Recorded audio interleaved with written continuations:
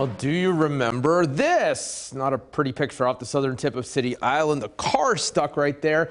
But more than that, a hazard. This is how it looked in early July, but it's also how it had looked since back in March and how it looked until this morning. There's fuel, oil floating down. There's an oil slick around it. You got a battery in there, battery acid.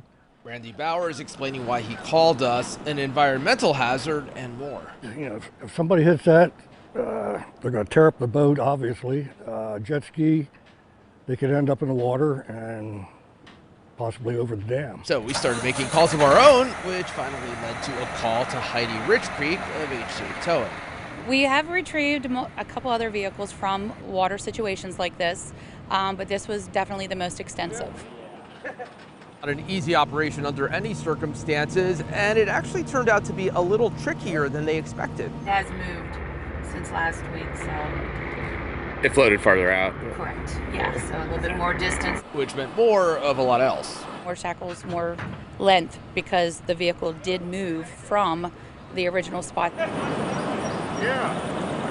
We had to extend as far out as possibly we could and attach it to the car. We had two guys get in the water out there, and they could still stand.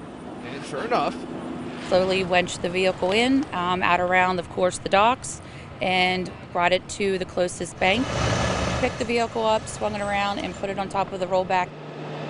Now it's going to leave. Is there even a moment that you thought, what did I get myself into? Absolutely not. We're up for the challenge.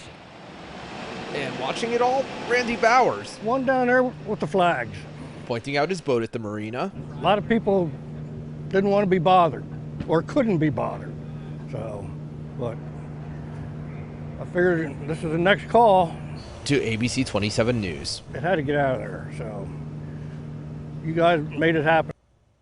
Yeah, of course, he appreciates everyone else who was involved. Hey, not least these folks who were there in the mud and water today. Valerie.